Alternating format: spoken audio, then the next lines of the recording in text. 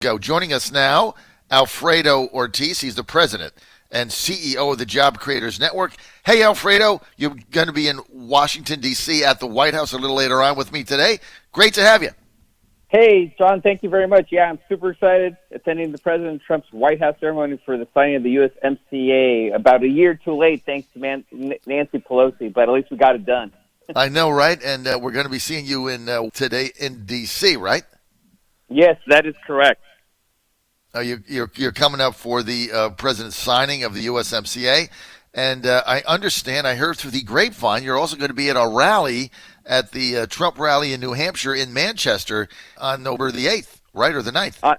On February the 8th and 9th, that's correct. I'll be up there, and his rally, I believe, is on the 10th, so I'm really excited to be up there as well, and we're also going to be taking our bus up there and just talking to voters up there and what's on their minds, so Democrats, Republicans, Independents, whatever's up there, we're going to find out what's on people's minds, and I think it'll be a fun time and see what they have to say. Well, you're going to be with us also on the air. We're going to be live in New Hampshire that whole time. We're partnering with the Job Creators Network, and of course, Alfredo Ortiz, the president and CEO of the Job Creators Network. We're partnering with them. We've got their bus, and we're going to be going through Iowa and New Hampshire, and the bus is wrapped, and it says capitalism create, socialism take. So we're going to be following the various campaigns, the Democratic campaigns and that. So it's a lot of fun. We already ran that by the Bernie campaign, and we said, hey, you guys are not going to be offended by this. And they laughed. They said, hey, sounds like it'll be fun. So I'm telling you, Alfredo. You got to love those Bernie supporters. That's why he's going to win. That's why he's going to win. Everybody else that we contact are all uptight. I mean, you go to the Bernie campaign, they're like, hey, you want to follow us? Sure. You want to get we might not be able to get you Bernie. He's really busy, but we might get you one of his surrogates, his wife, Jane. You've met her. Well, I said, well, we have this bus, and here's what it says. And they're like, hey, that's funny. I mean, they don't care. That's why they're going to win. Well, you know what, John? I have to say, I hope you're wrong because you and I have a steak dinner on it, remember? I know. Well, I've already I'm going to have to go on a diet there for a little bit before I win, and you have to take me out to Ruth Chris or something. That's right. No, but it should be interesting to see what happens there. I know Biden's in the lead for sure, pulling away. That Bernie's in the lead. They're pulling away from Biden on the polls. So it should be good to see what happens. But it is going to be interesting. No doubt, and I'm sure in the next couple of weeks I'll be hitting you up for a campaign donation also because I'm running for Virginia delegate chairman again for the Trump campaign. So you and everybody else are going to be hitting up for that. Alfredo, let me ask you something. Coming today for the USMCA signing to the White House, you and I have been fighting for this for so long. Finally, it's getting done. What type of an impact do you think it'll have? John, this is why it's just amazing to think that it took a year for Pelosi to really get this on the table, bring it up for the vote, and it was a bipartisan vote, by the way, so which is great. I mean, in the Senate side, pretty much unanimous, but huge impact overall. I mean, USMCA is going to create about 180,000 jobs, is the estimate, increase in GDP about $70 billion. We're talking about, probably a 0.5% increase on the GDP to up to 3/4, which is amazing. And by the way, you combine that with the China deal, also, you're going to, I think, see some positive, benefits from there. But, when you think about the 180,000 jobs and then you think about small business owners overall, of the 300,000, by the way, American companies that export, 98% of those are small businesses. And for the first time ever, this particular deal has provisions that are really going to help small business owners overall in terms of good regulatory practices. So we're excited to see that overall. It actually has a committee that establishes and educates small businesses on ways how they can leverage this agreement to be able to benefit and move their businesses forward and be able to benefit from this wonderful trade that's happening and will start happening with China. And again, when you think about jobs in this country, 2/3 of new job growth, John, is in the hands of small businesses. So when you have this kind of impact on a small business overall, we're going to continue to see this job growth which is amazing. I mean, that has really been the hallmark of the Trump campaign, is the job growth that we're seeing in this country, right? 3.5% unemployment, record lows. We're just going to start seeing these numbers. It's possible. I mean, if you can even believe that, I think we're going to start seeing these numbers go even further down. Well, listen, 175,000 people, Alfredo, signed up to go to the Trump rally in Wildwood, New Jersey, over the last 2 weeks. It was the biggest response they've ever had. So the majority of them coming from New Jersey, Philadelphia. I mean, 175,000 people signed up for that. Obviously, they couldn't be accommodated. But you think about that. The average people are looking at this president. They're looking at the great things happening in their life, and they're looking at impeachment, and you get that kind of an overwhelming response in South Jersey, of all places. New Jersey hasn't voted for a Republican since, oh my goodness, I mean, how far do we have to go back? I think, when was the last time? Reagan in '84, when he beat Mondale and won every state but Minnesota and the District of Columbia. New Jersey hasn't voted for a Republican since 1984. 175,000 people signed up for that rally. What do you make of that? Well, look, I mean, the economy's red hot, and this is what the Democrats don't understand, or they do understand, and are just trying to, get their liberal media buddies on the left to pretty much, douse, water on these flames of the economy, because they don't want people to know and realize how good this economy is. But the average American out there understands. They see it. They look around. They see their neighbors. Everybody's employed. Everybody's working, feeling good. Everybody, their wages are going up. I mean, we know that the bottom half of this country, American workers' wages are going up 7.5%. Mm-hmm. I mean, this is just an unbelievable red hot economy. Now when you add, let's say, these two deals on top of it, because again, remember, you and I were pretty much the only sole voices when President Trump kind of first started on this mission of trade realignment that was out there, supporting that, because I think we both understood what he was trying to do. He was in this for the long game, right? He wasn't trying to do this for the short game. He knew that there was going to be some level of interruption. He knew, for example, small business owners were going to have to, kind of take it on the chin for a little bit, but, farmers out there were supporting him. I believe he has an 86% approval rating amongst farmers in this country.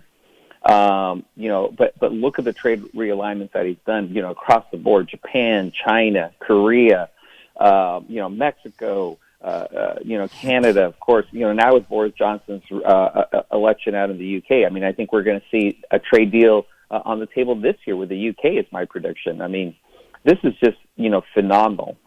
Things are on fire, and now you can see over at Davos. I mean, they all see that, right? All these world leaders were literally lining up to talk to him about how they can have trade agreements with the U.S.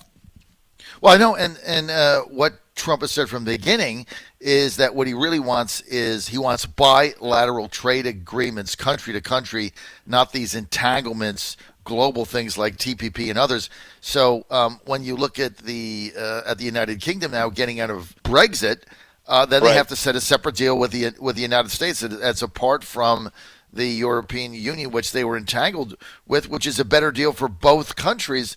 And you're right. He went to Davos. Nobody talked about impeachment. Nobody talked about any of the nonsense that we're getting in the fake news media.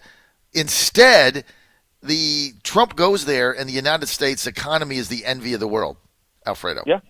Yeah, by far. And like I said, there were literally people, world leaders, lining up to talk to the president about how, they can work trade deals with the United States, right? Because we are the envy of the world. We are red hot. If you look at all the economies across the country, we are now back. We are the superpower when it comes to the economy.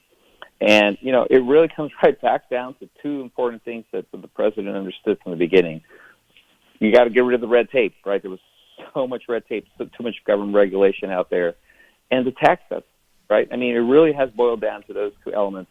But then his true stance on trade realignment, everybody, quite frankly, you and I are free traders in the end, but we knew that the tariffs that he was putting in place was not to add tariffs for tariff's sake, but to an ultimate goal of actually having almost a tariff-free world, right, in trade, and really realigning the supply, chain, because China was taking advantage of this country.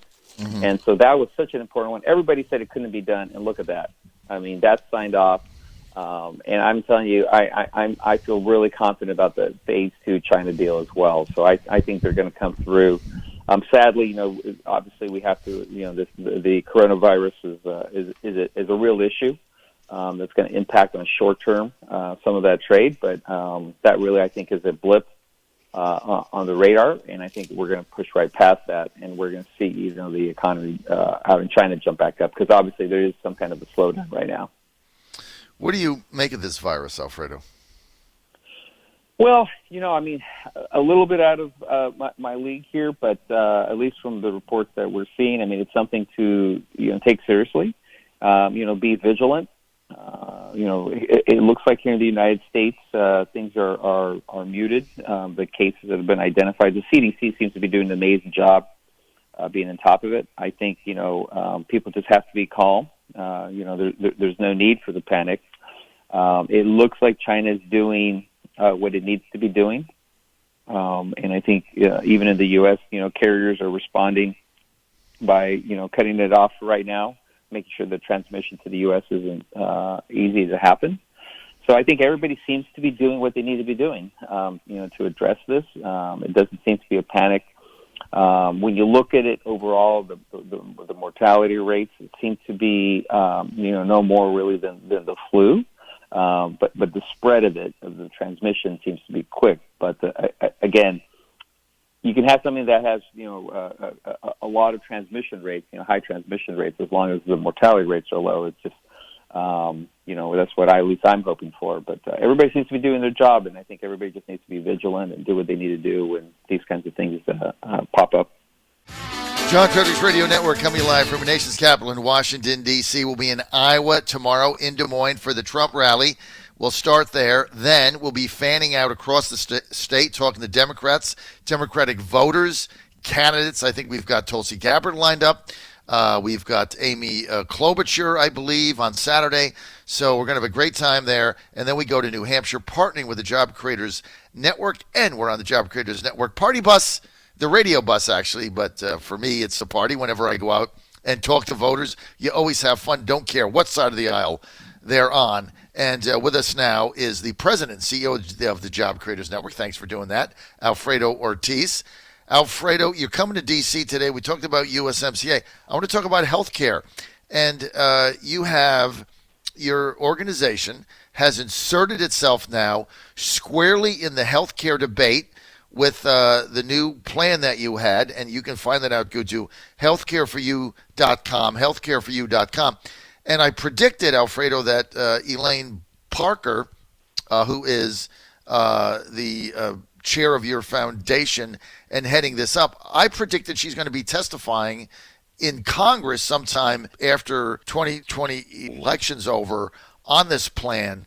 The reaction has been phenomenal. I mean, you've got Newt Gingrich backing it. You've got major Republicans in the House and Senate backing it. Where's this thing? How do we make this law? Well, thank you, John. We are really excited because, we really fundamentally believe that one of the biggest issues and challenges for healthcare, with healthcare reform in this country, has been that it's always been D.C.-centric, frankly. Whether the discussion's been from the left or the right, it's very D.C.-centric. It's about D.C. lobbyists, think tanks, right, and pushing stuff out versus having the American public, starting with the American public and the input of the American public and working it into D.C. And that's what we really did with Healthcare for You. And again, healthcareforyou.com houses the information in terms of what we're trying to do there. But really is about personalized healthcare. We believe it's your health, your doctor, your wallet, and your choice. And we started really with research amongst thousands of Americans, right? And that's what we fundamentally started. It wasn't polling. It was a very deep, deep level of market research to really understand and truly wrap our arms around what the American public is looking for and wanting for, and where they're dissatisfied, frankly, with the current system. Mm-hmm. And that's why we came up with Healthcare for You. Again, it's about personalized healthcare. And we're excited because now Americans are going to have a clear choice, John, between Medicare for all, which we know is a top-down approach, heavy government hand, right, or Healthcare for You, which is reform rooted in choice, affordability, and most importantly, it's all centered around you, the American public. So the framework is really simple. The goal is to restore, repair, and improve the patient-doctor relationship. It's to get lobbyists, DC bureaucrats, and politicians out of the healthcare decisions, which, again, by the way, Medicare for All just increases that overall and increases choice and lowers prices. And, again, Medicare for All is just going to do the opposite of that.